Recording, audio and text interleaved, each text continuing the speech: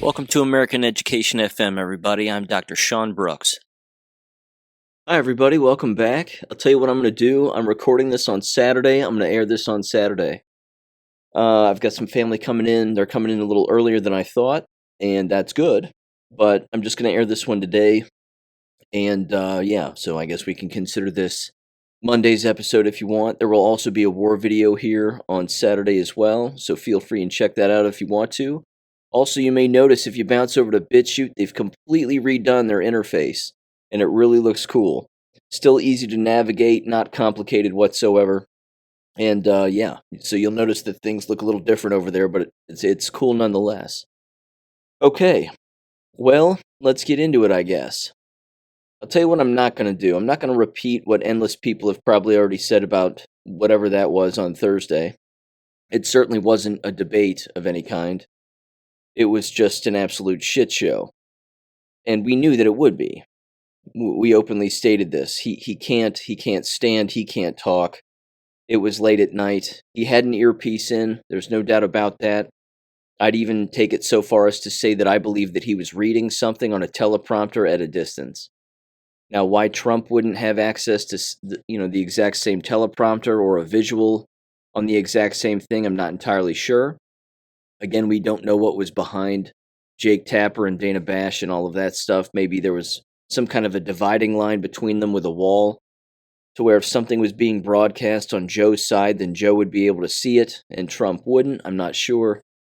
But either way, there were moments there where I thought Joe was actually reading something, because he was speaking very clearly, quickly. And again, he doesn't normally do that unless he's reading something. And even when he's reading something, he completely screws up. So when he was taking his eyes off of whatever was allegedly in front of him at a distance, that's when everything caved in. And of course, whatever it was, the first 13 minutes of the entire thing was really the most embarrassing part, I thought. Anyway, with all of that aside, the very next day I decided to tune in to, believe it or not, Glenn Beck. And I wanted to hear what he and the rest of those nitwits actually thought of everything. And I caught this particular part. Again, I only listened for about 5 or so odd minutes, but I did catch this part, and I thought it was interesting, and I actually disagree with it to some extent, although it was thought-provoking, so I just wanted to repeat this. And again, this isn't my theory, and I like to theorize, of course, like a lot of us do, because it's critical thinking. At the exact same time, I don't think Glenn came up with this either. But what he was doing was he was reaching back to Woodrow Wilson when Woodrow Wilson had a stroke, when he was president, and then Woodrow Wilson's wife wanted to keep things going for Woodrow Wilson, and then eventually she was threatened, and then eventually his presidency ended. Glenn Beck's theory was that Jill Biden, Joe's wife, is the one running the whole thing. That she's the one parading Joe around and trying to gaslight everybody into believing that Joe's the number one guy, and doing all of this, again, for one reason or another. Now, I don't believe that. I do believe that there's some panic involved. The very behavior of Jill making all of the rounds like she did on The View and a number of other shows, and then, of course, the audio of her after the so-called debate, where she's in the spin room, and she's on the stage, and she's just talking to Joe like he's a child. And she's, again, gaslighting the whole crowd. So I've got one little quick clip here that I want to play, so give this a listen in 3, 2, 1. Joe, you did such a great job. You answered every question. You knew all the facts. And let me ask the crowd, what did Trump do? Why? I can't, you can't. I got nothing. I've got nothing on it. It's world-class gaslighting, but it's the worst form, because she's just not good at it. But to believe that she's the one who has all of the control in this entire thing is absolutely absurd. There's no way that she's actually the one running around. And then, of course, the tail end, however, and this is where it gets a little more probable, I suppose, but this is the tail end of this theory, which, again, let's face it, Glenn Beck didn't come up with this himself. Someone told him this, and he happened to agree. But it was basically that the reason that they allowed Joe to go out there was because they knew how bad he was, and this was being done to basically show his wife, look, he can't be the one to do this anymore. He can't be the guy. Okay, now, essentially in an effort to humiliate her and Joe and a number of other people. But think about it now from this angle. Why on earth would the bad guys do that? Unless the bad guys were completely controlled by the good guys. They would never, ever do that. They would never go out of their way to throw one of their own under the bus. To then do what? Replace him with someone else who everybody hates just as much? They wouldn't do that. This has to be a completely coordinated demolition and a destruction of the old guard, i.e., what is consistently brought out in those Q posts. There's no other explanation. Again, it doesn't matter who they replace him with, and if and when they do. So that kind of leads me to this, and it's just kind of a broad statement, and again, this is my opinion. I'll be frank with everybody. Again, I really don't care what happens here. I truly don't. I don't care what happens with the Democrats and Joe Biden and whatever. Whoever they pick. I mean, it's irrelevant. But again, as I've said about Donald Trump, if and when he wins, and if it ends up going down the way that we assume, where again, we know that the bad guys are going to slosh around and scream, shout, and yell, and do whatever they can to even delay an election, let alone delay the results in the future. I mean, those two things I think are in concrete. I think those two things are likely to happen. That they're going to try and delay an election with some kind of a, I don't know, some kind of a violent event, I guess, or some other justification for a delay, or at the very least, they will allow it to occur, but then they will delay the results. I think those two things are likely to occur, but who Trump runs against, again, does not matter. There's so many people out there screaming about feelings like all the gals on The View. I mean, go and watch Friday morning's episode of The View. These women are being paid to be brainwashed. And because they are the victims of brainwashing, they are being used, and they don't know it nor care, that they're being used to brainwash and dumb down endless people who actually watch their show and believe it. I mean, I find that fascinating. But regardless of who they replace Biden with, I do not care. Legally, it can't really be anybody because he's not the legal president of the United States. But let's assume that he is, which of course he's not. Let's assume that the 25th Amendment gets pulled and that this ends up being something that is in play. I want to read this because it's actually not complicated. The 25th Amendment is remarkably straightforward, and it's something that really could happen at just about any time. The issue here is, and you've heard me use this term before, they are, as a Democrat Party, so to speak, and even those who are unknowing on the Republican conservative side, they're all in Zootsving when it comes to game theory and psychological warfare. It doesn't matter what move they make, they've already lost, and every move they make just exposes them more that they've actually lost. Again, look at the debate. And ask a quote-unquote debate. And then again, ask yourself whether or not you really think that in the past, if the pillars of this corrupt country haven't been knocked down to some extent, why would the Democrats do that? Why would they throw Joe out there like that, looking the way that he did, knowing that it reflects poorly on all of them, which it does? That aspect of it cannot be ignored, which means someone's controlling this. Now, like I said earlier, is it being done to embarrass Jill Biden? Is it being done to encourage Jill to give up the goose and just say, time for us all to go home and time for Joe to go into hospice and, again, time for him to hit the old folks' home and, I can go and sell my children's books or whatever the hell she does in her spare time? All of that's possible, I guess. It's all possible. But it's all being coordinated in such a anti-gaslighting way that the boomerang effect that's occurring here with the gaslighting is causing everybody who's dead asleep to do a total 180. I mean, I don't like Joe Biden, but I think that he can blah, blah, blah. And then they watch that and they go, holy shit. What did we just see? Endless tweets out there on X about all of that. I mean, it's absolutely incredible. Endless posts, endless comments. I mean, again, the simple 180 of everybody on the left, certainly in the media, it has to all be coordinated. They can't avoid it. The truth is too powerful. That's also why this is so biblical. The truth is too obvious to even them. But we got to dig a little deeper here. So like I said, I don't care who they replace him with. It could be a bag of sand. It could be a camel. It could be a unicorn. I really don't care. But here's the 25th Amendment. And this is actually how this breaks down. Again, this is a step-by-step process. Somebody put this on greatawakening.win. It makes complete and utter sense, and it's actually not complicated.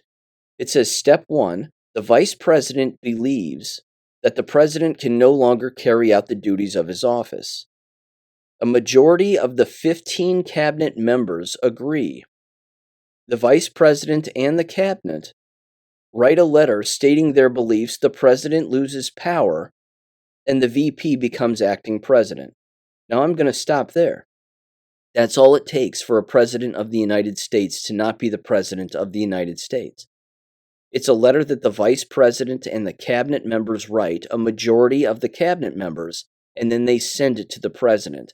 The moment that happens, just sending the letter, the vice president instantly becomes the president of the United States. Now, we know that none of them took the oath. Remember that one from a while back? They didn't actually take an oath. All the different people in his cabinet never even took the oath. Or their oaths were fraudulent, or something along those lines.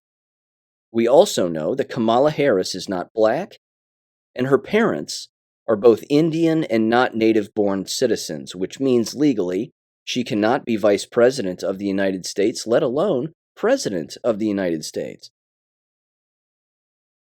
We have to take all of that into consideration. Again, you talk about a multi-dimensional shit show that people have no idea what they're actually watching isn't even happening. It's not even legal. None of what we've been watching this entire time is legal. Unless, of course, they're controlled, which they may be. This was another theory that was brought up, of course. Doesn't matter one way or another, because again, all these people are arguing about who's going to take Joe's place and when that's going to happen and why the debate was in June instead of later, because it was all done in order to show everybody how bad Joe is and, blah, blah, blah. I don't think the bad guys are that clever. I don't think they're that smart. I think something else is going on here. But either way, again, all of that's irrelevant. The fact is that every legal move that claims to be the remedy for what's actually happening really doesn't even need to happen because none of what we're watching is legal. So it says, number 4, it says, if the president disagrees with the letter that the vice president and the majority of his cabinet members write, he writes his own letter and regains power. That's it. It's a letter back and forth. We don't think you're fit for president. He goes, nope, I am. And then he's president again, just like that. It says, number 5, if the vice president and cabinet still believe the president is unfit for duty, they have 4 days to send another letter. As soon as this letter is sent, the president again loses power, and the vice president again becomes acting president. So it's a letter game, back and forth. That's it. It's just, I don't think you can do the job. And instantly when they send the letter, they are in charge. And then he goes, I am fit. I can do whatever I want. I'm still the president. And then he's back in charge again. It says number 6 then, and this is the final step basically. It says Congress has 21 days to vote on the president's ability to carry out the duties of the office. If at least 2/3 of both the Senate and the House agree he's unfit, the president permanently loses power, and the vice president continues to be acting president. If less than 2/3 agree, then the president again regains power. It says, as you can see, the writers of the 25th Amendment made sure it wouldn't be easy to remove a president from power this way. I have to tell you something. I think today it's easier than ever before given the circumstances. I don't think this is a difficult task in the slightest, given how corrupt everybody is and how everybody's owned by the Jewish lobby. Let me finish this, and then I have another theory here. It says, in fact, it can actually be easier to remove a president through impeachment than it is through the 25th Amendment. To invoke the 25th Amendment, you need at least the vice president and half the executive cabinet to decide the president is unfit for duty, to strip the president of his powers, and, if the president disagrees, a full 2/3 of Congress must also agree the president is unfit for him to be permanently stripped of his powers. Now, everybody saw in the House and the Senate what Joe Biden was doing during that so-called debate. It's undeniable. However, I don't think, now I could be wrong on this, and if I'm wrong, so be it. I'm just shooting here, okay? I think that in the middle of all of this, if this gets drug out with the 25th Amendment relatively quickly, through Congress, through the House and the Senate, if anybody does not vote to remove Joe Biden, they're going to look even more foolish in the eyes of their so-called constituents than ever before. So given the fact that this is 5D chess, and given the fact that this is game theory, and this is Sun Tzu, the Art of War, you defeat your enemy without even having to fight.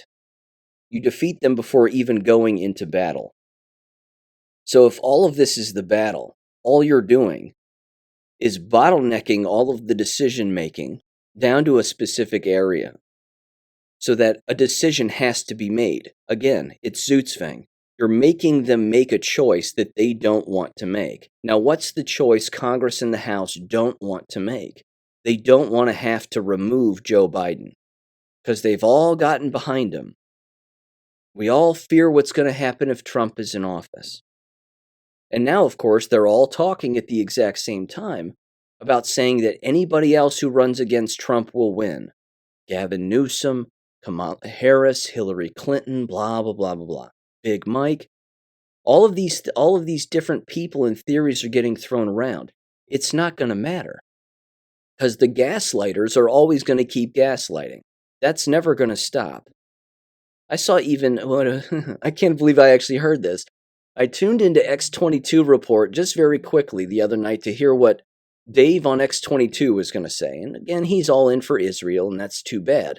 But at the exact same time, he actually said this, and I can't believe this would happen unless, again, it was being controlled by good guys for the purpose of a complete and utter embarrassment. Because the bad guys would never do this consciously.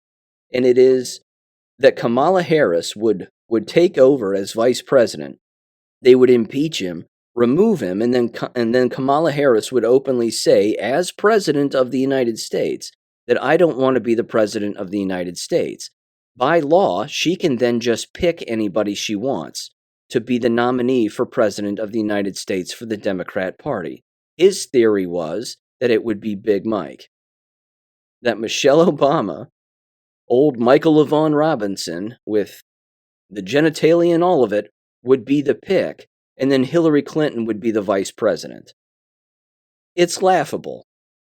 It's absolutely laughable. Again, the only reason that would really happen would be because they are so stupid that that's what they would do, or they're being forced to do it with a gun to their heads by the good guys. It's the only explanation. You would never put Michelle Obama back on the scene, Big Mike, knowing that everybody knows, by and large anyway, that Big Mike's a man. Because then all of that would come out. Unless, of course, it's being run by good guys, and that's the whole point. Is so that it becomes a conversation that he's a tranny. And that, again, is the motive, that the motive is public embarrassment and to wake people up to the lies that they've believed this entire time and the level of illegality, criminality, however you want to phrase it. This is the back and forth that I find fascinating. But that right there is the back and forth, for example, that you're not going to hear on like InfoWars or Real America's Voice or anything like that. I mean, they're not even going to touch it. For them, the discussion after, I guess it was on Friday, after the so-called debate was just about who's controlling who to some extent, but who's going to replace Joe because he has to go. That was essentially it. It's way more fascinating than that. Again, who they replace him with is borderline irrelevant. People have to look into this a little bit deeper and just think about it a little bit deeper. There's way more going on here. Because in the past, the bad guys, when they were in control on both sides of the political aisle, they never would have allowed for something like this. Not ever. Wouldn't have happened. I brought it up in the last Substack article about psychological inoculation, and I ran through that group of individuals who had previously either run for president or were running for vice president, and they made humiliating remarks one time, and then they were done. That was it. It's like Ted Cruz when the guy got in his face when Ted decided to have a conversation with the guy back in 2016. And the guy's looking right at Ted and he's going, "Lying Ted, lying Ted." That was it. I mean, that was it. Everybody remembers that. That was it. Ted Cruz was done. He was done. And the final nail in his coffin wasn't just the lying Ted thing. It was when he was standing on stage. He went to hug his dad and basically pushed his wife out of the way. And his wife was going in for a hug. I remember seeing this. It was hilarious. He went in to hug his wife and basically like hit his wife in the face with his elbow. And then eventually hugged his wife, and his wife, she got hit in the face with his arm or whatever it was, and then kind of backed away like, "Oh, I thought you were going to hug me." Okay. I mean, it was amazing. And then back in whatever it was, 2000, Gary Bauer was at some pancake breakfast and fell off the stage. I mean, it was like, it couldn't have been more perfect. Bye, Gary. Gary's done. Michael Dukakis riding in the tank. Ross Perot's vice presidential candidate saying, "Who am I? Where am I?" on the debate stage. All of those examples in the past would have been exit stage left, the hook comes out, and they're finished. Not so with Joe.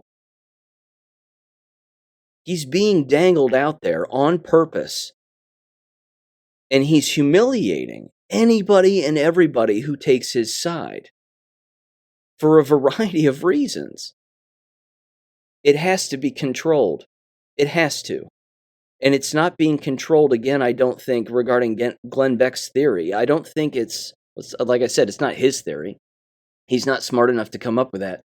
But he's reaching back in history, which, okay, fine.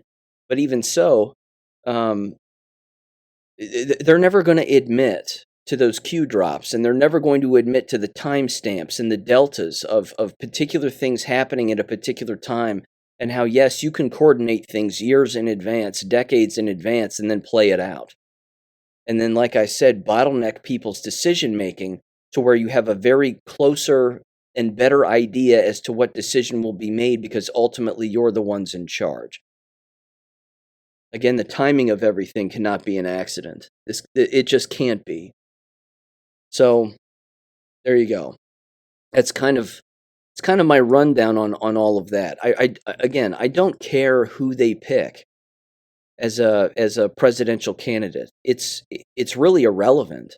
It'll be funny no matter what happens. I mean, it won't matter. What will matter is what other lawfare will be used, if lawfare will be used in the future to either postpone an election or delay it. And then, of course, how long is that going to take? And what is that going to stretch into? And is something like this going to go to the Supreme Court? And is some decision going to be made then that's going to expose all of those individuals? Because, again, like I've brought up numerous times, Justice Jackson is not a legal Supreme Court justice because Joe Biden is not the legal president of the United States. He's not in charge, which means her appointment is fraudulent. You take this back to Obama, same thing. The appointments that he made are fraudulent. Kagan and Sotomayor, however you pronounce it. They're both done. They should both be removed, legally speaking.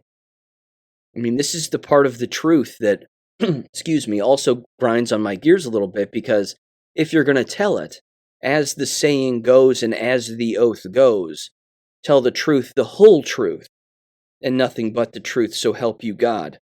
If we're not telling the truth, the whole truth, and nothing but the truth, then we're just going to repeat the same mistakes from the past.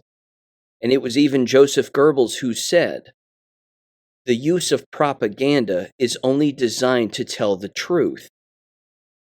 Because believing that the people can't take the truth or handle the truth is completely false. They can handle the truth. That's what makes the truth the most effective form of propaganda. Propaganda, of course, not being a bad word. There's good propaganda, which is the truth, and then there's evil propaganda, which is the lie. That's why I don't like it when people misconstrue his words that way, because he told it correctly the first time. But unfortunately, people, they repeat it incorrectly and completely out of context. So we have to tell the truth, the whole truth, and nothing but. And then we have to remove all of the individuals who were a part of that lie.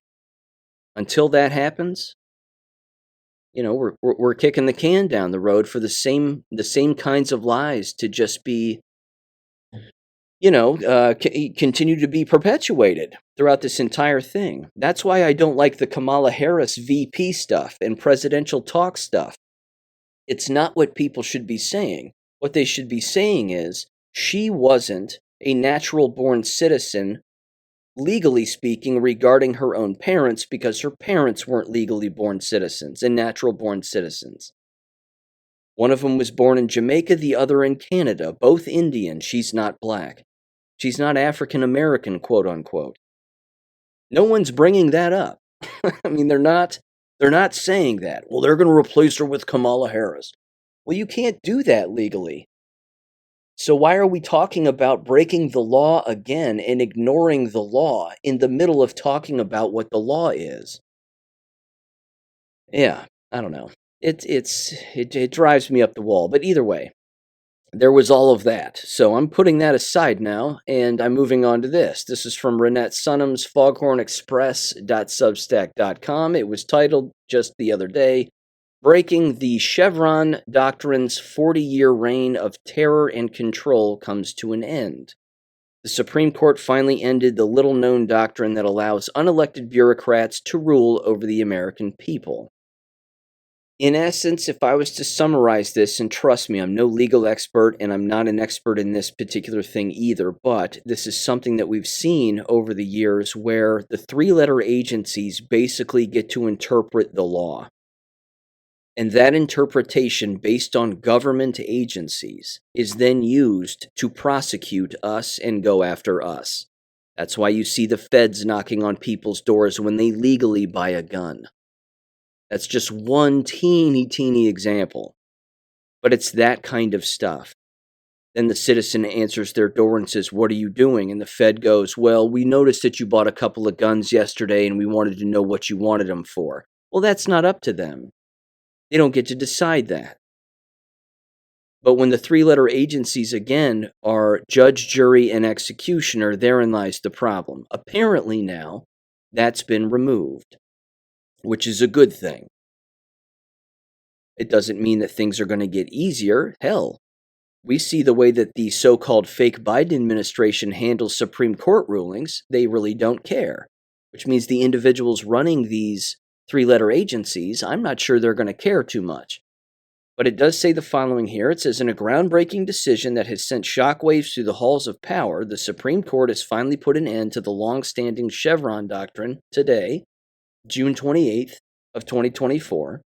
It says, for those of you who haven't been paying attention, and let's face it, who can blame you, the Chevron Doctrine has been an invisible thorn in the side of the American people for far too long, allowing unelected bureaucrats and their corporate cronies to run roughshod over our rights and freedoms. It looks like the Supreme Court has heard our cries and delivered a stunning blow to the administrative state. No longer will federal agencies be able to hide behind the veil of ambiguity, using their own twisted interpretations of the law to justify their nefarious actions. The end of the Chevron Doctrine marks a turning point in the fight against government overreach and corporate influence. For decades, the Chevron Doctrine has allowed federal agencies to collude with corporations, stripping away our rights and freedoms under the guise of reasonable interpretation, quote unquote. These unelected bureaucrats have been able to make rules and regulations that benefit their corporate allies, all while claiming to act in the public interest. It's like watching a magician pull a rabbit out of a hat, only instead of a cute furry animal, we get a slap in the face from the invisible hand of the market. It says, but the Supreme Court has finally said enough is enough. In a 6-3 decision that will go down in history as a victory for the American people, the court has ruled that federal agencies can no longer interpret laws as they see fit. Instead, they must adhere to the will of the people as expressed through Congress. It's almost as if the Founding Fathers had a point when they created the whole separation of powers thing. It says, of course, this decision is just the beginning. We still have a long way to go in the fight against government corruption and corporate influence. The tentacles of the administrative state run deep, and it will take more than one Supreme Court decision to untangle them. But for now, we can take a moment to celebrate this victory and savor the sweet taste of justice. Okay, I'm going to leave it there. Again, there's a few more paragraphs associated with it. You can bounce over to a Substack page and check it out if you're interested. Either way, if a particular brick gets pulled out of the Jenga tower here, I'm all for it. That's fine. Works for me. There's also this. This is from Julie Kelly regarding J6ers. It says, in a massive victory for J6 political prisoners, an unprecedented defeat for the corrupt Biden, Garland, Monaco, Graves, DOJ, SCOTUS, Supreme Court, has overturned the DOJ's use of 1512c2, obstruction of an official proceeding in J6 cases. She said this means the Department of Justice has unlawfully prosecuted 350-plus Americans for their participation in J6, a flagrant abuse of the law, to punish those who protested Biden's election and to criminalize political dissent. Yeah, I mean, we knew that was illegal, happening right in front of our eyes. We were well aware. Arresting people who were just there, not even people who entered the building. Not people, just arresting people who were watching what was taking place. So we'll see what happens there, too. Again, you would think that they would all be removed from jail if they are, in fact, in jail. I find it odd that some of them are apparently allowed to have podcasts. One of them gets promoted on the Gateway Pundit all of the time. I find this strange. They call it podcasting from the gulag. J6ers, discuss what's going on. It's like, if it's really a gulag, do you think they have podcasts in a gulag? I mean, I don't understand it. It seems beyond weird to me. So, I think it's beyond evident that we're being shown particular things. I'm not saying that people didn't go to jail. I'm certain that they have. But is everybody in jail who was allegedly arrested regarding the whole J6 stuff?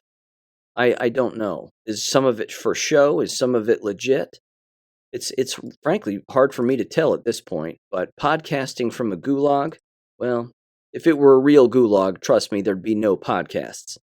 I think that's beyond evident. Okay, let me get into this now. And this is sad. And this was a hit job. I'm almost certain that this was a hit job. Thomas Massie's wife has been died. We'll call that unlived.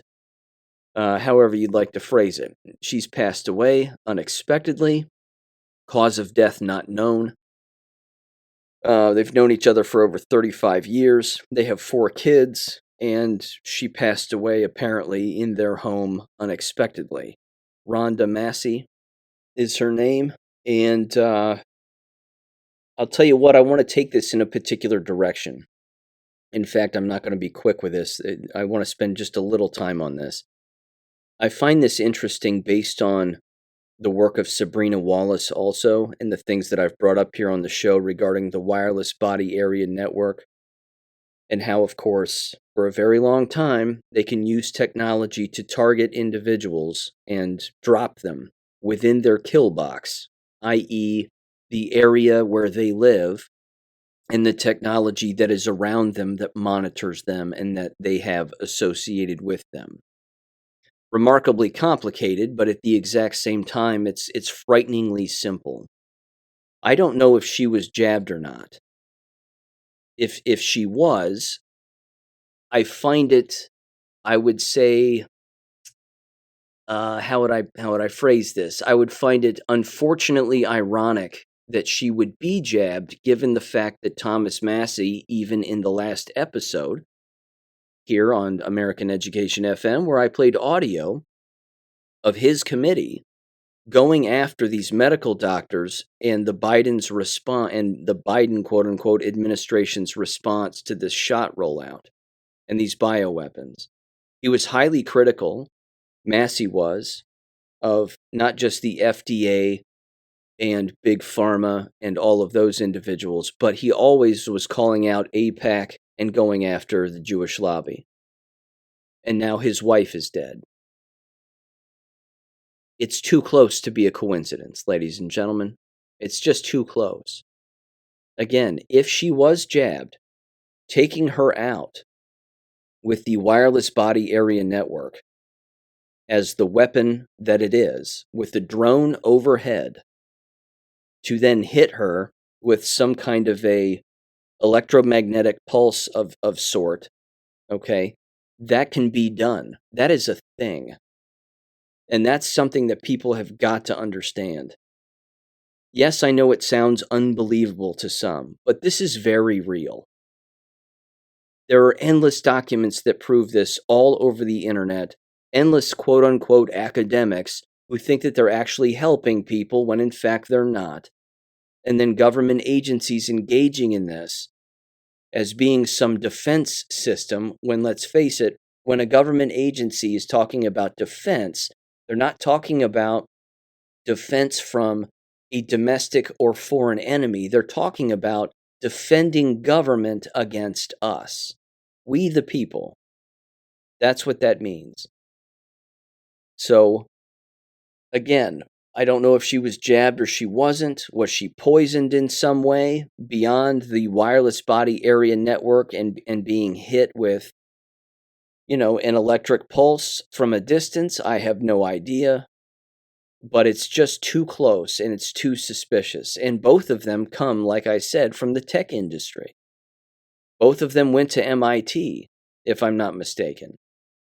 It says here in one article that they were involved in numerous inventions, and they created apparently a technology device, which they started a company that was later named Sense-Able Devices, which allowed users to feel digital objects that appeared on a screen, and they sold the company in 2003. It says Massie's skills as an inventor and engineer were no joke. However, Alex Schlockman, every single time, a longtime professor of mechanical engineering at MIT, calls him brilliant, driven, and honest. Slocum, was an organizer of the famous campus-wide robotics design competition called 2.70, after the MIT class number, which Massie won in 1992 by building a machine that harvested ping-pong balls. Massie also won the inaugural $30,000 Lemison MIT Student Prize for Inventiveness in 1995. But the intellectual property that Massie created around haptics is his biggest technological achievement to date. He's a prolific inventor in that field, with 24 U.S. patents to his name. His seminal patent for force-reflecting haptic interface, co-written with Salisbury, and issued in 1997, which is U.S. patent number 5,625,576, is remarkable for its wide influence on subsequent inventions. To date, the patent has been cited 227 others, putting it at the top of its class for its time period. The point is that the Massies themselves were in the tech business. You can venture to guess that their home was widely filled with technology, and given Thomas Massie's truth-telling about AIPAC, the Jewish lobby, Big Pharma, the shots killing people, and a number of other things, this had to have been a hit. Again, if a person has that nanotechnology in their body, and all of that metal in their body, and the hydrogel which surrounds it, and everything else, and the fluorescent lighting, and you name it. Remember, you could stick forks on people. Remember all that? You could put magnets on people after they took these shots, and their bodies would be covered with silverware. I mean, you can hit somebody with a drone from a distance and drop them. That's the whole point. This is a thing. Which reminds me, in the description below, I'm going to put Sabrina Wallace's Rumble channel. She has one that's still available of some of her older presentations. But it's newer comments that people are making in the comments section. So I'll link that in the description below. My recommendation is you bookmark that page and just have it somewhere on your computer and your web browser just so that you can access it and show people if you're interested. It's fascinating stuff and it's terrifying. There was also this, of course. This was out there. This was from somebody who goes by Awesome Jew on X. And they said the following. They said, so, Representative Thomas Massie has been vilifying Israel and Jewish people for the last 8 months, and I'm supposed to feel bad for him. Sorry, not going to happen. Jews who support this piece of shit get fucked, unquote. That was at 5:28 p.m. on June 28th. And then they also wrote this, that same Jewish individual, assuming they are in fact Jewish. They said, Dear Thomas, please accept my deepest condolences for your loss. As you navigate through this difficult time, it may be beneficial to engage in some introspection. Over the past 8 months, you have expressed strong negative sentiments towards Israel and its Jewish supporters. I would like to gently suggest that you consider whether this is the legacy you wish to leave behind for your family. Perhaps this is an opportune moment to reassess your perspective and make a positive change in your life. Sincerely, an Awesome Jew. Again, they suck baby penises, ladies and gentlemen, after being circumcised. Do you really believe that that's God's chosen people? Is that what you really think? It's beyond tasteless, and, they can't help but gloat when someone dies that they disagree with, because that's what they believe. That's what the staunch, not just Jewish individuals, but Zionist Jews and all of the people who claim to be like the Laura Loomer and all these, Tommy Robinson, whatever else, all these other people who scream Zionism. What that means is if you don't believe what they believe and you don't side with them, then you're the enemy and you should be destroyed. Now, take that into consideration with Thomas Massie's wife. Again, they have 4 children who are older. It's disgusting. It can't get more obvious. It just can't. And then everybody took again to the House of Congress, the floor of the House of Representatives, and Chip Roy got out there and said, let's all bow our heads and pray for the loss of Rhonda Massie, Thomas Massie's wife. It can't get more obvious. He was on Capitol Hill this week going after Big Pharma and going after the shot takers and calling out the FDA and how the FDA was reassigning people when they were instantly figuring out what was going on within the shot-taking experiments and the entire trial process. It's not a coincidence, not by any stretch. This is what they do. This is our enemy. And we shouldn't be towing the line when it comes to this kind of stuff. We need to be calling these things out. Everybody was silent in the so-called Con Inc. world, which they are. It wasn't brought up on InfoWars, to my knowledge. Real America's Voice didn't touch it. They were all just like, our condolences, this is terrible, it's unexpected. Anyway, on to the next story. No.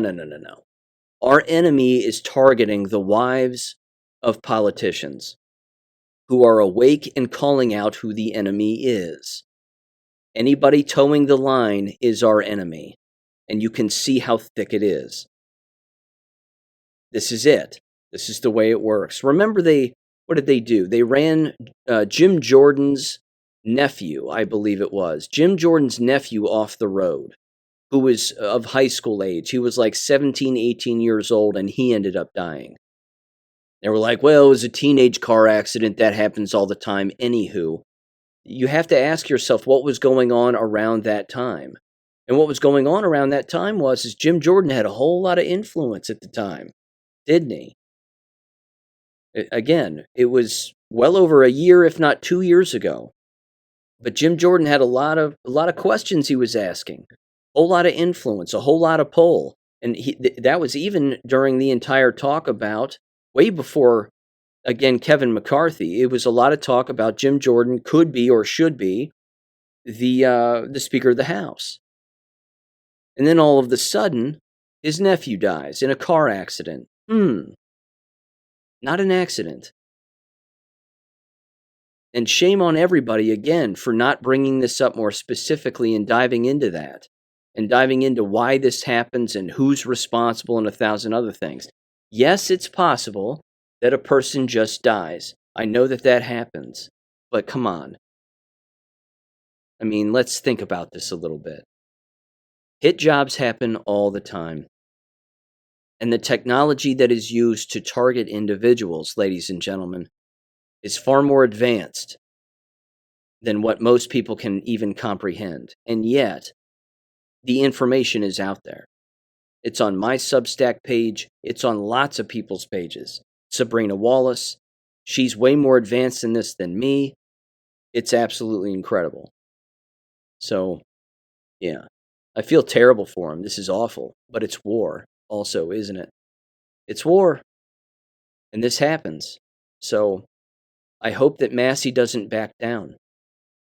I hope that he and his family members aren't jabbed. I hope his kids are protected. If this means that he's got to spend some of his salary on some security, so be it. But the enemy wants us dead. And what they're trying to show people with something like this is that even if you think we can't get to you, or even if you think we're not responsible, we want you to think that we could be responsible. Because, let's face it, they're probably responsible. So, there you go. Now, there's no real transition here, but there was one Uvalde story that was bouncing around the other day, and again, it's more ritualized trauma. And I want to bring this up very quickly because, again, they have to keep this in the news. They have to make this Uvalde story look different than the past fake shootings that take place in schools. Again, if you've been listening to this show this whole time, you know that I pointed that out long before the Nashville fake shooting took place. I openly said that with the Uvalde stuff, when I broke that down, I said they got to make the Uvalde thing look different than Sandy Hook. They have to make it stick in a different way. Because they couldn't make the Sandy Hook thing stick. There were way too many falsehoods that were beyond obvious that got exposed. Certainly over the course of time, with all of the videos and documentaries that came out, and then all of the information, and then people disappearing, and a bunch of other things. But at the exact same time, they had to make Uvalde different. And then when Uvalde happened, and then Nashville was being planned, they had to make Nashville look different than Uvalde. That's why you had the breaking glass, them shooting through the school, then running around with a gun or walking around pointing the gun in different directions, and yet you don't see anybody get killed. So isn't that odd that we don't have any video footage of people actually being shot yet? That's the one thing they haven't done yet in these fake school shootings. Keep in mind, they can fake that too. And I bet they do in the future. I bet they fake one where you actually see people getting shot and then falling down. And they're going to sell it as much as they have to sell it. But with this latest Uvalde story, this is from the New York Post, it was titled, Disgraced ex-Uvalde school police chief, former officer indicted over botched response to mass shooting that killed 21. Now, I could be wrong, but did 21 people die in Uvalde? Was that the number? I thought it was less than that. I thought it was something like 17 or 19. Where'd the 21 come from? I could be wrong. It's been a long time. I could go back and look at one of the other, one of the old articles, but are they changing the number? Is this like the Holocaust now? Changing the number of dead? It says 2 former Uvalde police officers, including disgraced ex-chief Pete Arredondo, were indicted Thursday for their botched response to the 2022 shooting that left 21 dead. This is why this is fake. It's just another example, and it's specifically this. There's not a single school employee who lost their job. Not one.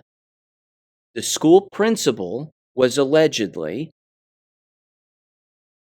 under investigation and placed on administrative leave for 3 days and then came back to work and has now allegedly since retired along with the superintendent.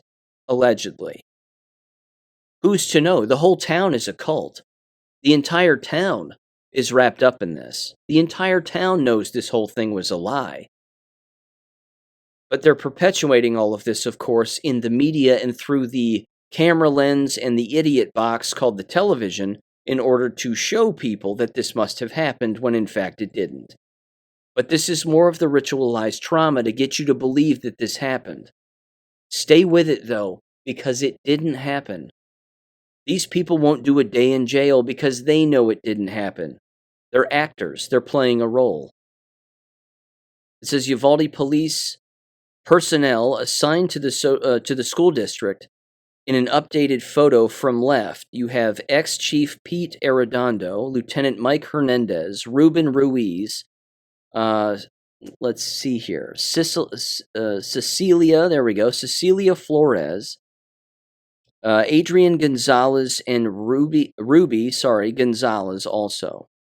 All police officers. And then Mike Hernandez was a detective / lieutenant, and then Pete Arredondo. Again, this isn't real. None of them are going to do any jail time because nothing happened. Nothing happened. It's just ritualized trauma to get you to believe that something happened that didn't. That's all.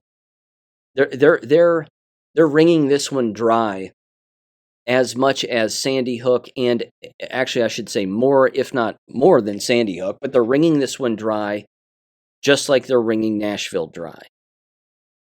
Oh, the trainee festo is out, and why is nobody being held accountable, and blah, blah, blah, blah, blah. Again, no one lost their job during the Nashville thing. No one lost their job. In that script, they killed the superintendent. So you can't hold, the school principal. So you can't hold them accountable for anything. Go back to Uvalde. Why were the doors open? The doors were wide open. You had police already on the scene. You had people already there. Why were the doors open? Don't you fire the people in this day and age when the school doors are wide open? Because that breaks policy. That breaks nationwide policy. Every school door is supposed to be closed and locked from the inside. Everybody knows that. That's district policy everywhere. That became district policy everywhere after Sandy Hook. So, again, why is it that law enforcement is allegedly being held accountable, but they're not? And they're not they're really not being held accountable because, of course, they were in on it. But you're not going to fire staff members for not doing their jobs. No, because we killed them in Uvalde. Remember that? We can't hold the teachers accountable for anything because they're dead.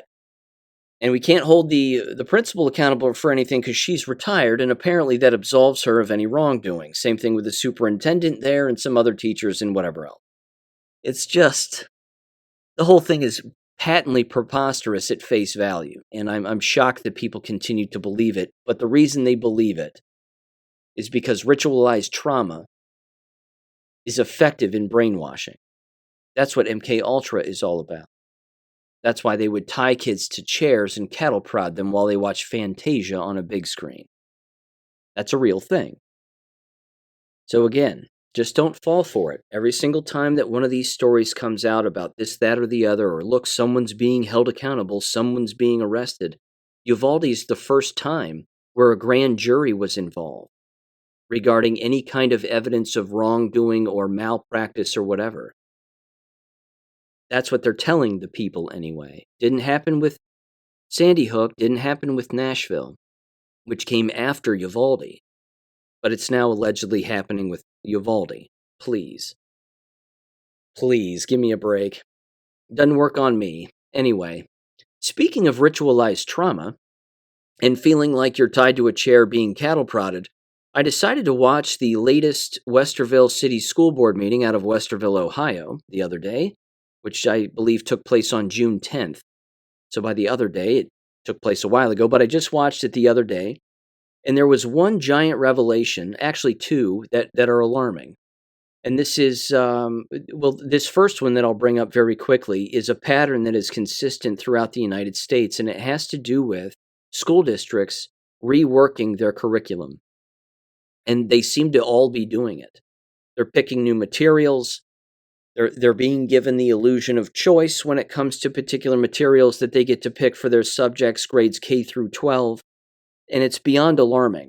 And again, it's the illusion of choice because they will present these individuals with a handful of selections of curriculum that have been predetermined, of course, before the teachers even show up. And then they tell the teachers, okay, these are your choices. And sometimes it's just two choices. So this is the alarming part. And the same is true with library books. Same kind of thing. Well, here's 5 books we get to pick from. Go ahead and pick which one that you want to be inside the library, and maybe we'll narrow it down to 3, and then we'll put all 3 in the library. Ladies and gentlemen, this is communism. And communism already exists in the United States, and it is our government. And every government agency. It already exists. It's already here. So when people say we're working toward or moving toward a communistic way of society and a communistic government, we've been there since the 1900s, if not sooner than that, dating back to after the Civil War. Hell, some would say the Civil War was communism too. But even so, we're already there. We've been there for a very long time. Unfortunately, we're having to see all of the things that communism brings with it.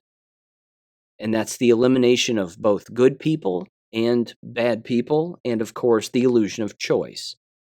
So that's happening across the board with all of their curriculum in their school district, and make no mistake, they're not the only ones. There's also this, and this is kind of the second thing. They, of course, are remarkably insolvent, becoming more bankrupt, if that's even possible.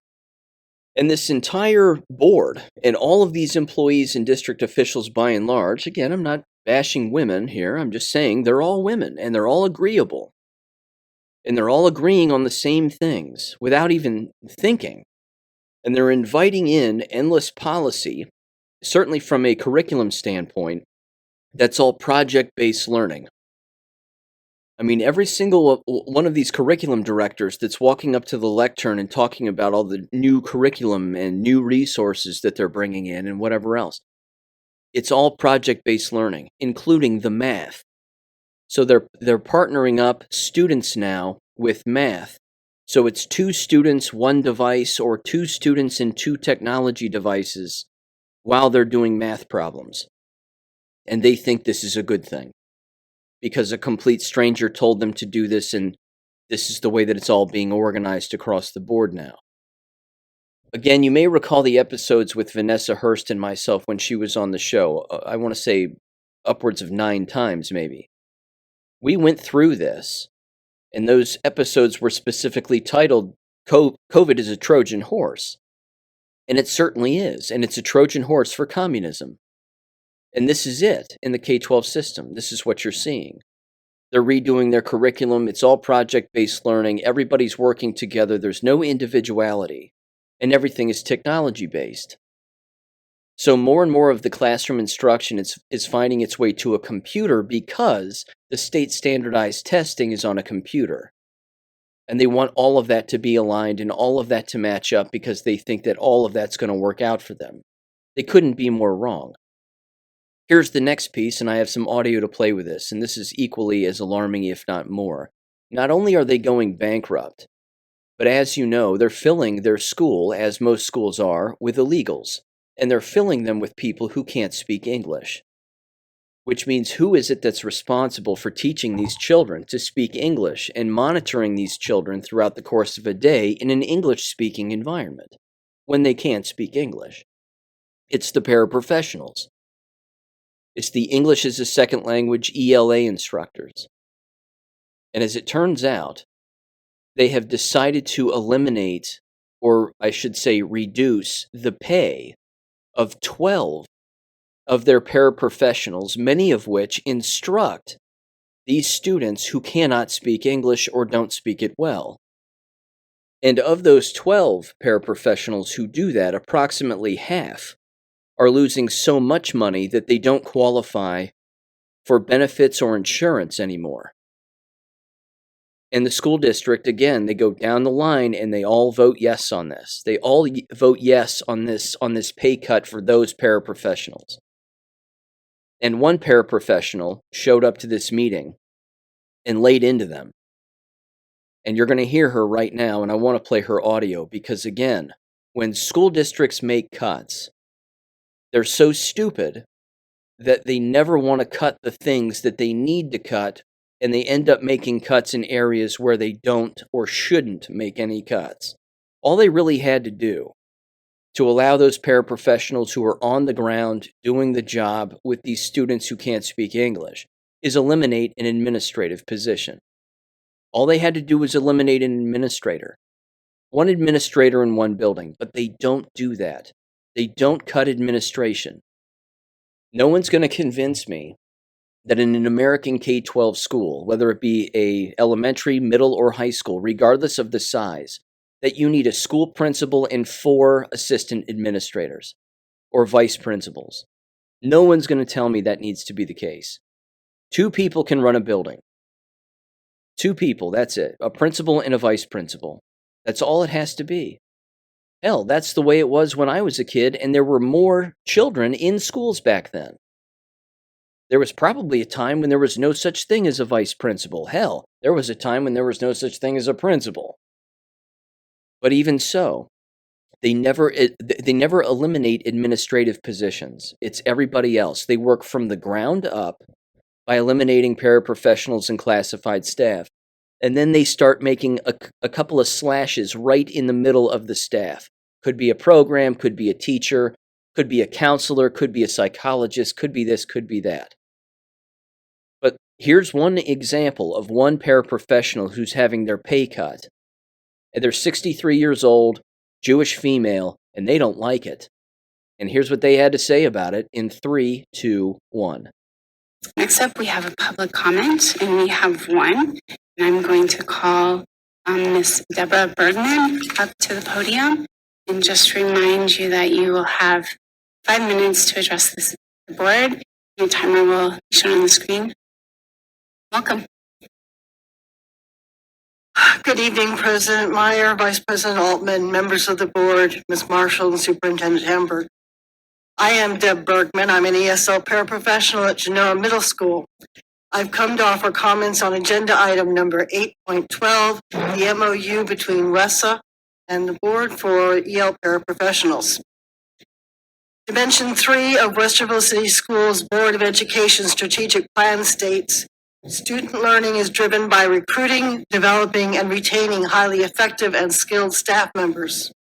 The paraprofessionals serving this district's English language learners assist in making complex content area instruction accessible to this district's students who are often adjusting to new cultural and social norms while acquiring the academic vocabulary and literary skills required to be successful learners. Some of us are speakers of multiple languages, but none of us can speak all 65 languages that our 1,537 students speak. Reinforcing and explaining academic material while supporting language development requires creativity, background knowledge, patience, and perseverance. I implore you to consider what kind of staff you want to attract and retain for such positions. I ask you to please consider providing benefits and salary to the paraprofessional staff that reflects the excellence our students deserve.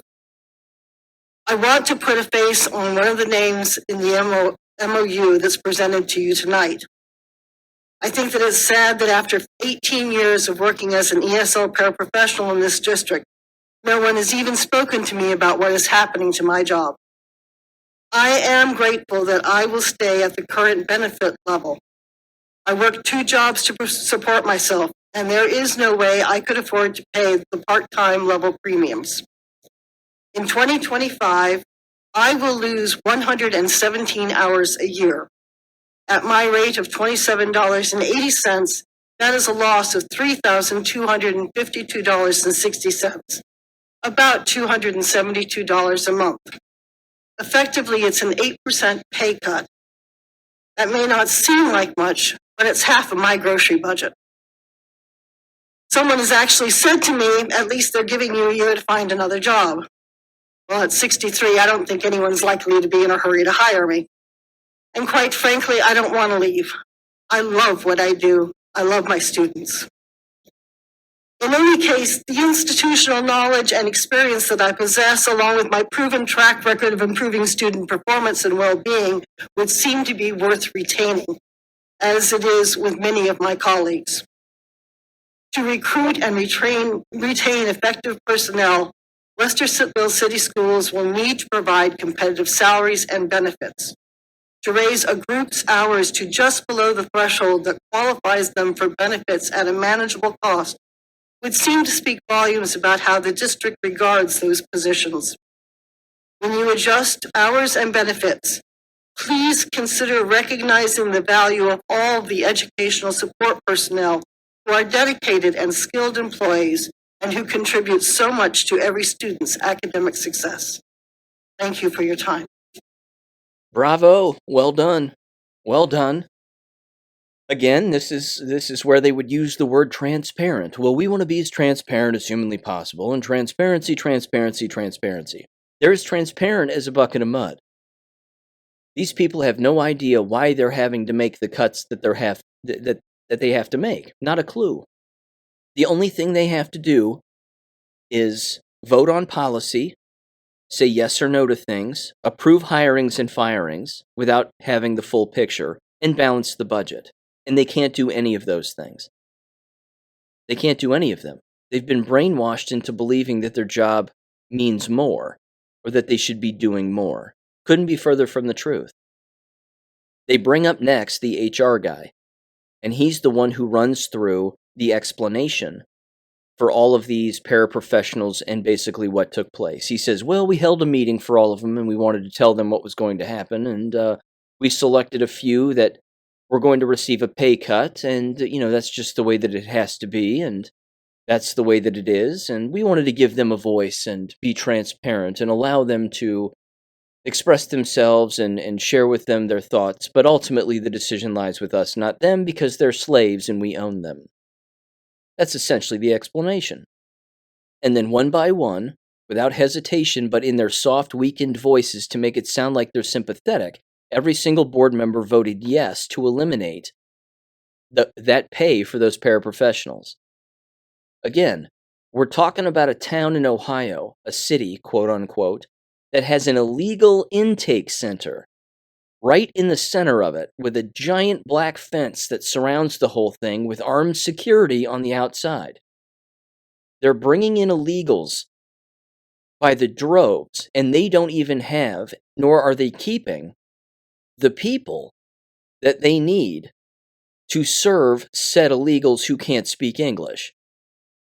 It's a losing battle. But then again, as you heard her say at the top, she claims, well, here's your mission statement, and here's your vision statement, and you're going basically against everything that you say you stand for. Well, of course they do. They're a school district. Their vision and their mission statement should be hypocrisy and illegality. That's all it should say. Hypocrisy and illegality lives here. That's basically it. They never keep their word because they're trained liars. They're brainwashed. They have nowhere to go. I mean, this is it. Again, everything the woman said was correct. She's 63 some odd years old. She's losing money. There's no way she's going to get a higher paying job. It isn't going to happen. She's specified in a very specific area, and it's an area that you would think would be in high demand. As it turns out, given the financial crunch and the bankruptcy that everybody's experiencing at the K12 level, these happen to be the people they're getting rid of, while also claiming that this is the place for all students and we want to be diverse and blah, blah, blah. This is why the liberal snake eats its own tail. All those individuals vote for the same people. All those individuals enjoy the exact same and claim to enjoy the exact same political ideologies, and they just turn on each other all the time. It happens constantly. So, there you go. Again, I feel terrible for her, but, you know, this is what happens. This is what happens when you continue to operate inside of that business and you have no idea what that business's goal really is. And the goal of the business is to destroy it. It's to brainwash as many people as possible, to normalize insanity, to normalize laziness, and then continue to brainwash and then bring it to the ground and replace it with nothing. And if they do replace it, it will be more communistic than people can possibly imagine. You talk about one world government, new world order stuff. It's already happening at the K12 and university level. It's their playground. That's where they have fun. That's where they get to manipulate people and get people to turn on one another and add new things and reinvent the wheel and all this other crap. This is where it gets handled. So everybody's just being manipulated. And it's the manipulated, manipulating the manipulated, time and time again. Beyond pathetic. This, of course, is why I'm not going to show up at that school board meeting and lecture all of them about the shot taking and the mask wearing and all of it. If I did that, it would be beyond embarrassing for them, which I'm fully aware of, but it would go in one of their ears and out the other. And I would be remarkably calm. My tone of voice would be calm, even though I'd want to rip their heads off. But at the exact same time, they would have no grasp of the level of lies that they have believed this whole time, which, by the way, one of them is still in my Deadpool, and she's still coughing her brains out during the entire meeting. In fact, again, you can see their level of insanity in their eyes. All you have to do is look in the eyes. There's no honesty in the eyes. It's naivete, it's brainwashing, it's ideologues, basically. It's an ideologue stare. It's that fluoride stare that they just give you. And it really is just beyond pathetic. And again, they work very hard to try to look intelligent as school board members, and it almost always fails. And next month is the month where the treasurer herself is going to be bringing a levy, 2 levies, to basically for their approval. And she's going to want them to approve it no matter what, and they will. There might be one who says no, but they will approve it. And it's for $4.1 million for the school budget, which means they're still going to be in debt, $5.9 million. And then another one has to do with the library association or library, whatever it is, library resources. Unbelievable. But they'll both pass, and then they'll make their way to November's ballot. And my God in heaven, if people vote for it, well, you get what you deserve. You deserve higher taxes then. You deserve higher property taxes, because if you're that foolish to vote for such a thing that's actually brainwashing your own children, well, you can't be helped. Okay. Deep breath. Ladies and gentlemen, I have I do have one quick thing. One jab-related thing, and then I want to end with a history lesson. A very important one, given this upcoming Independence Day. One of my favorite days of the year, if not my favorite day of the year.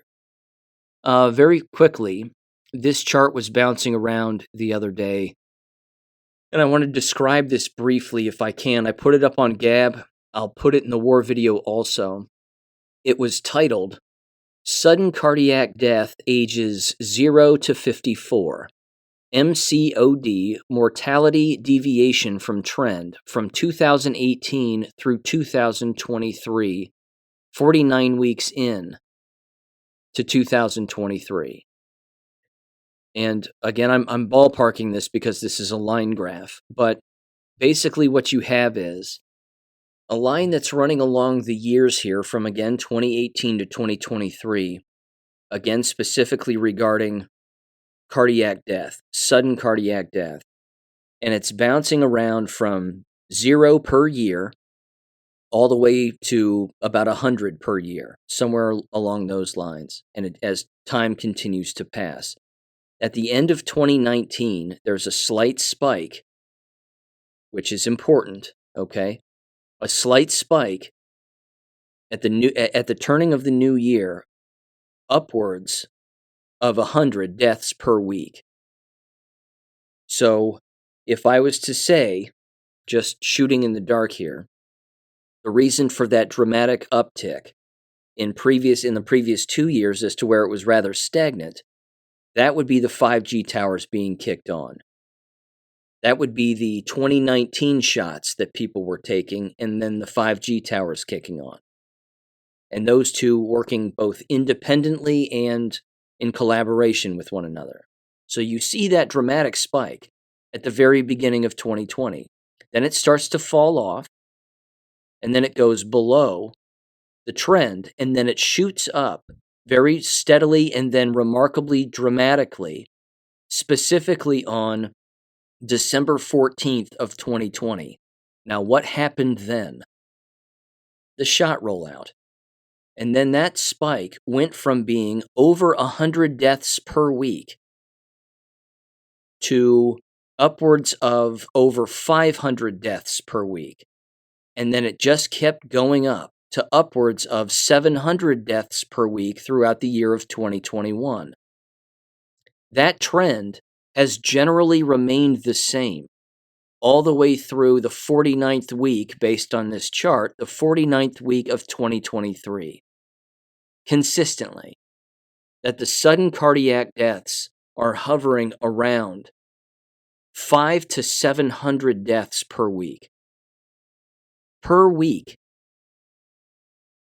That's not even taking into account the latter half of 2023, let alone the first half of 2024 here.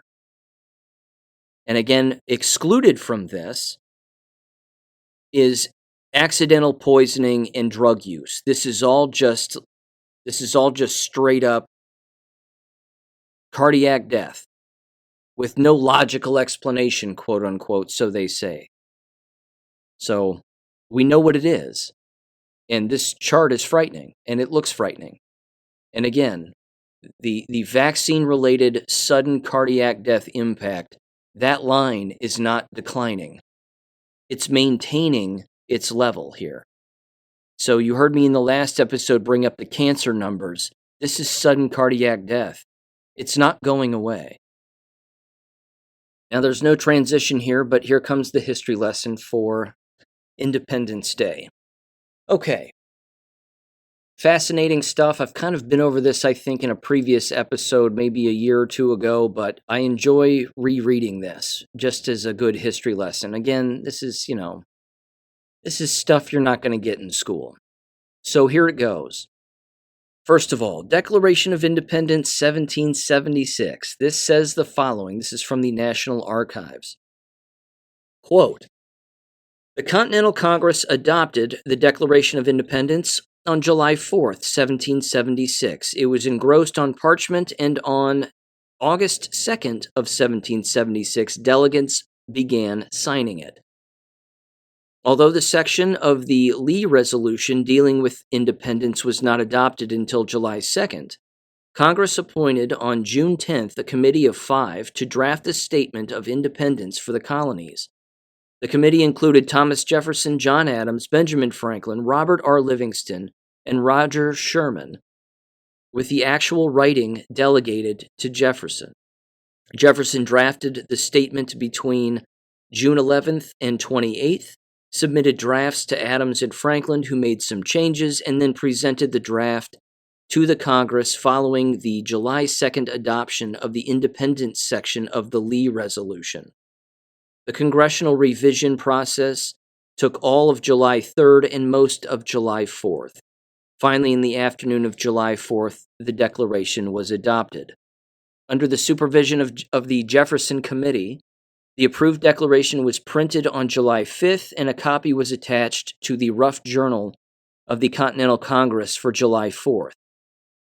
These printed copies, bearing only the names of John Hancock, President, and Charles Thompson, Secretary, were distributed to state assemblies, conventions, committees of safety, and commanding officers of the Continental troops. On July 19th, Congress ordered that the Declaration be engrossed on parchment with a new title, the Unanimous Declaration of the 13 United States of America, and that, quote, that the same, when engrossed, be signed by every member of Congress, unquote. Engrossing is the process of copying an official document in a large hand. The engrosser of the Declaration was probably Timothy Matlock, an assistant to Charles Thompson, Secretary to the Congress.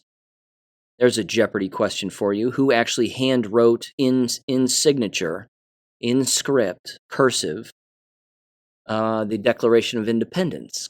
Answer, Timothy Matlock, most assuredly. It says on August 2nd, John Hancock, the President of the Congress, signed the engrossed copy with a bold signature. The other delegates, following custom, signed beginning at the right with the signatures arranged by state from northernmost New Hampshire to southernmost Georgia. Although all delegates were not present, on August 2nd, 56 delegates eventually signed the document. Late signers were Elbridge Gerry, Oliver Wolcott, Lewis Morris, Thomas McKean, and Matthew Thornton, who was unable to place his signature with the other New Hampshire delegates due to a lack of space. Some delegates, including Robert R. Livingston of New York, a member of the drafting committee, never signed the Declaration. And apparently the reason that John Hancock signed it as large as he did right in the middle when given the opportunity was because George Washington didn't select him to lead the Continental Army, and he was pissed. So he said, I'm just going to sign it here anyway, go pound sand, I'm mad, and there you have it. So there's that. Now there's this. I want to read this. I find these always fascinating. I'm in possession of a lot of this, and you talk about, again, a time capsule, and going back in time and listening to the way that these individuals talk to each other and then the way that they write. It is beyond poetic, and that's putting it mildly. This is a letter from John Adams to his wife Abigail Adams on the 3rd of July, 1776. It was titled the following here, Philadelphia, July 3rd, 1776. John Adams said, quote, had a Declaration of Independency been made 7 months ago, it would have been attended with many great and glorious effects. We might before this hour have formed alliances with sovereign states. We should have mastered Quebec and been in possession of Canada. You will perhaps wonder how such a declaration would have influenced our affairs in Canada, but if I could write with freedom, I could easily convince you that it would, and explain to you the manner how. Many gentlemen in high stations and of great influence have been duped, but the ministerial bubble of commissioners to treat, and in real, sincere expectation, which they so fondly wished, they have been slow and languid in promoting measures for the reduction of that province. Others are in the colonies who really wished that our enterprise in Canada would be defeated, and that the colonies might be brought into danger and distress between two fires, and be thus induced to submit. Others really wished to defeat the expedition to Canada, lest the conquest of it should elevate the minds of the people too much to hearken to those terms of reconciliation which they believed would be offered us. These jarring views, wishes, and designs occasioned an opposition to many salutary measures which were proposed for the support of that expedition, and caused obstructions, embarrassments, and study delays, which have finally lost us the province. All these causes, however, in conjunction would not have disappointed us if it had not been for a misfortune, which could not be foreseen and perhaps could not have been prevented. I mean, the prevalence of the smallpox among our troops. This fatal pestilence completed our destruction. It is a frown of province upon us, which we ought not lay to heart. But on the other hand, the delay of this declaration to this time has many great advantages attending it. The hopes of reconciliation, which were fondly entertained by multitudes of honest and well-meaning, though weak and mistaken people, have been gradually and at last totally extinguished. Time has been given for the whole people maturely to consider the great question of independence, and to ripen their judgments, dissipate their fears, and allure their hopes by discussing it in newspapers and pamphlets, by debating it in assemblies, conventions, committees of safety and inspection, in town and county meetings, as well as in private conversations, so that the whole people in every colony of the 13 have now adopted it as their own act.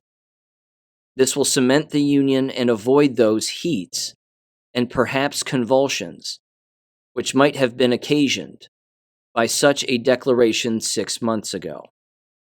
But the day is past. The 2nd day of July, 1776, will be the most memorable epocha in the history of America. I am apt to believe that it will be celebrated by succeeding generations as the great anniversary festival. It ought to be commemorated as the day of deliverance by solemn acts of devotion to God Almighty.